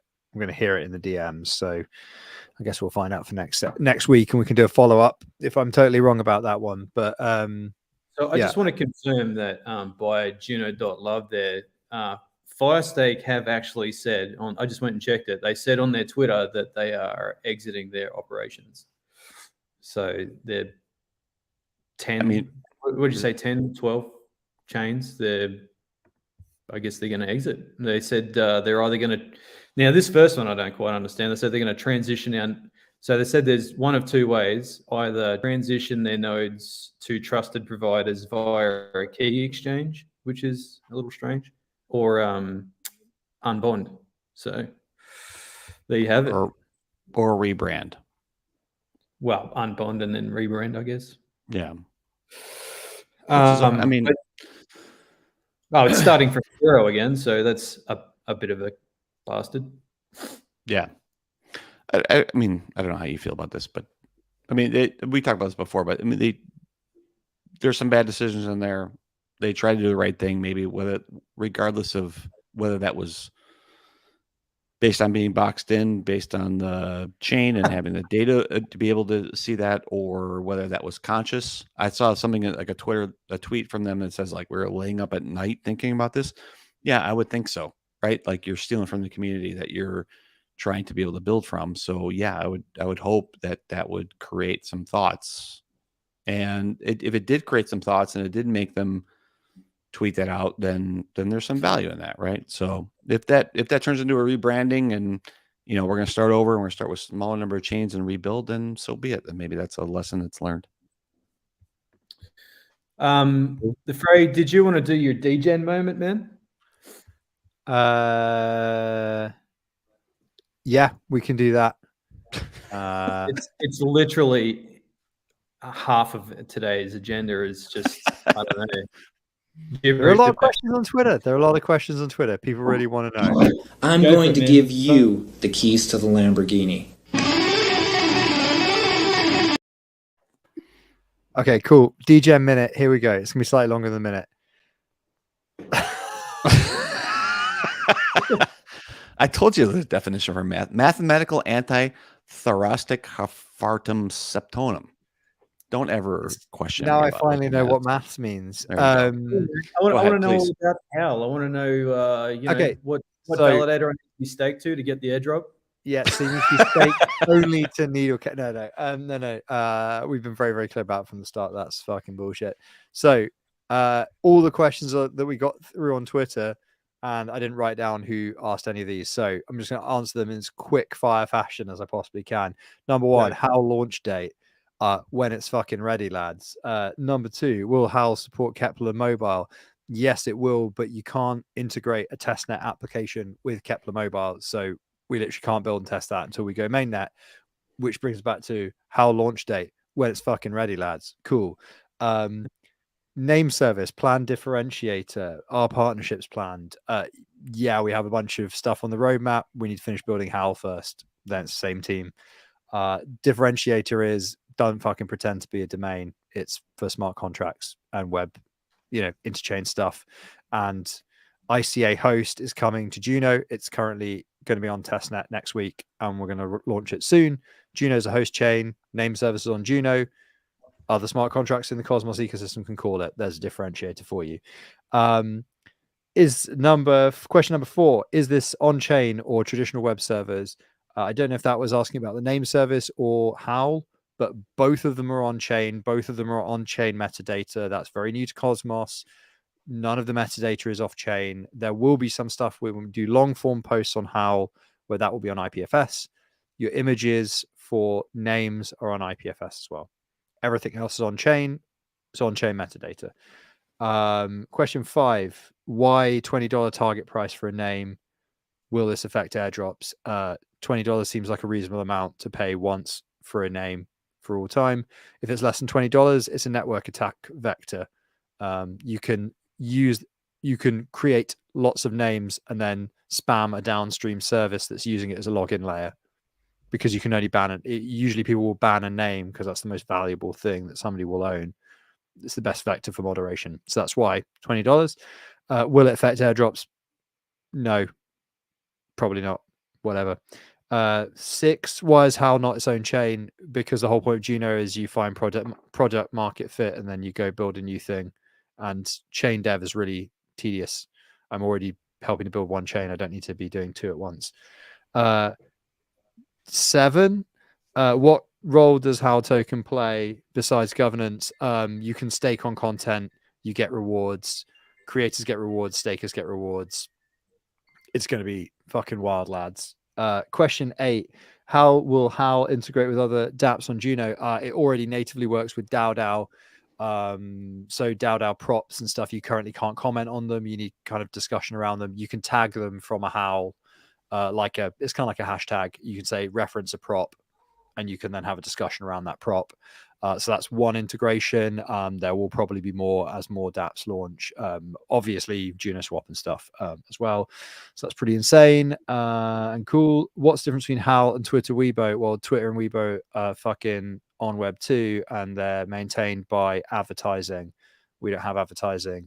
We don't really give a shit if you follow 2 people and you only want to see their posts on your wall, because we'd have no reason to just put random shit in your feed that you don't want, because we don't need to sell you shit. That's literally the point. So what is different is that our entire economic model is predicated around serving you content you give a fuck about, rather than trying to sell your data. Don't really know how to explain it better than that. Go read No Logo by Naomi Klein.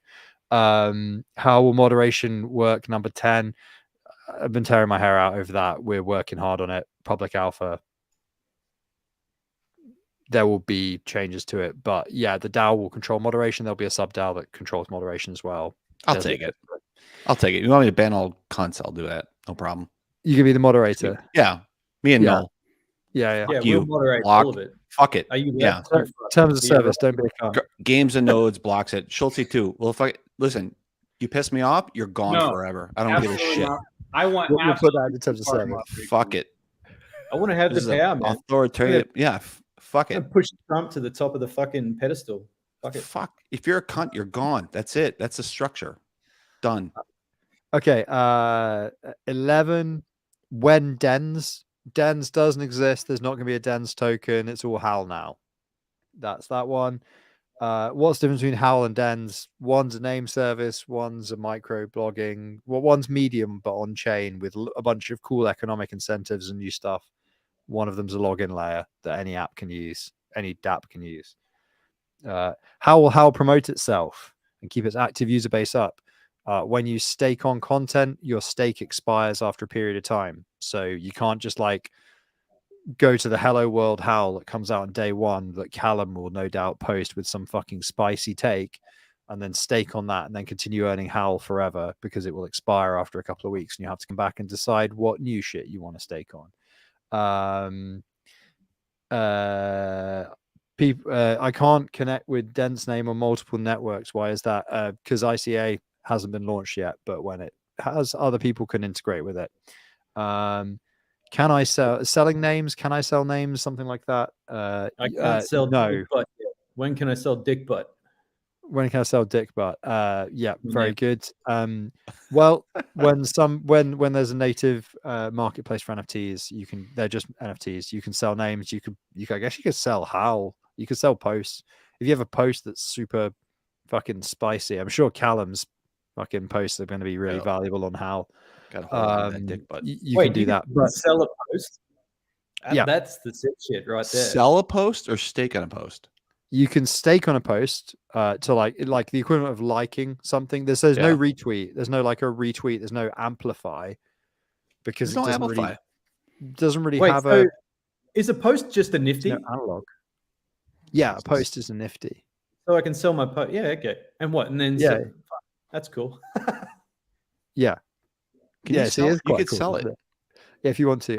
But obviously bear in mind that the stakes on it actually expire. So although it's really primo content, it's not guaranteed that its value will be stable for all of time because it's not like you're selling an income stream.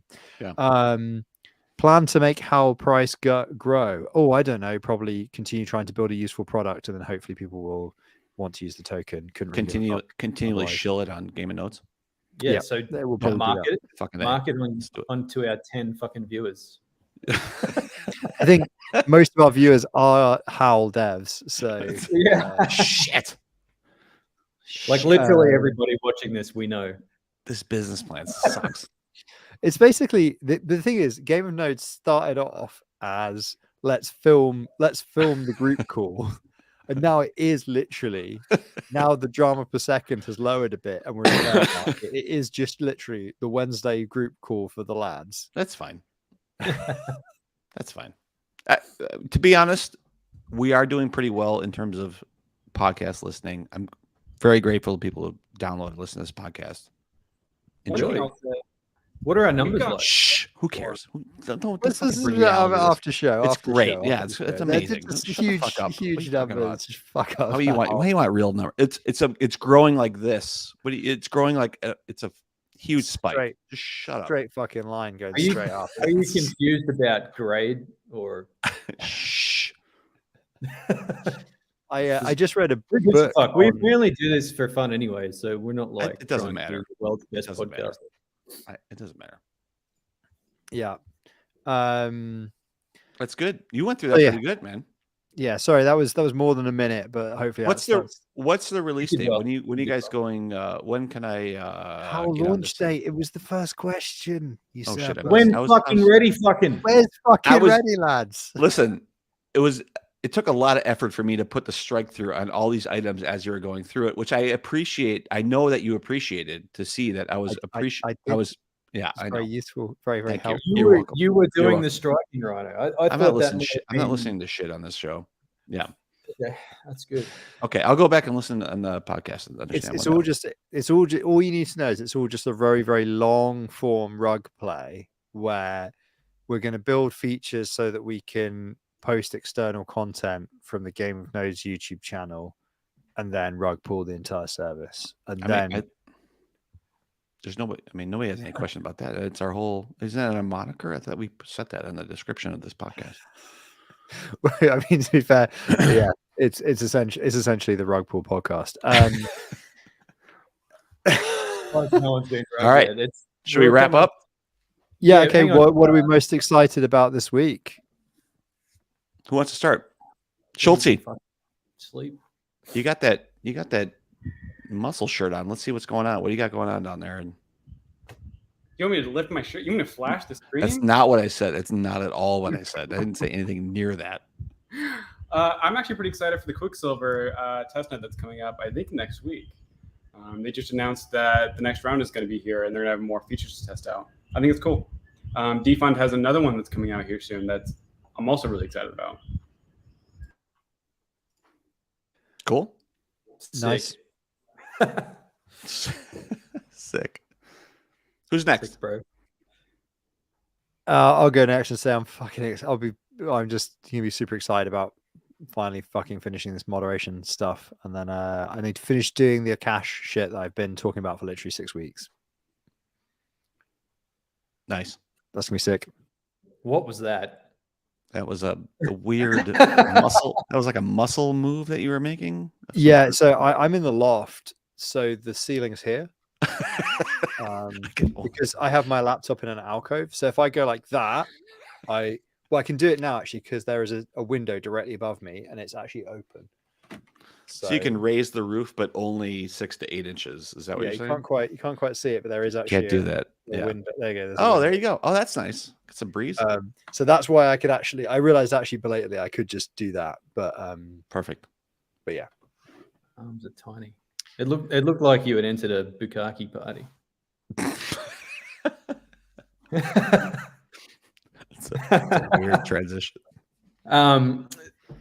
Yeah. So, Usurper, what do you got going? Oh, am I going next? Okay.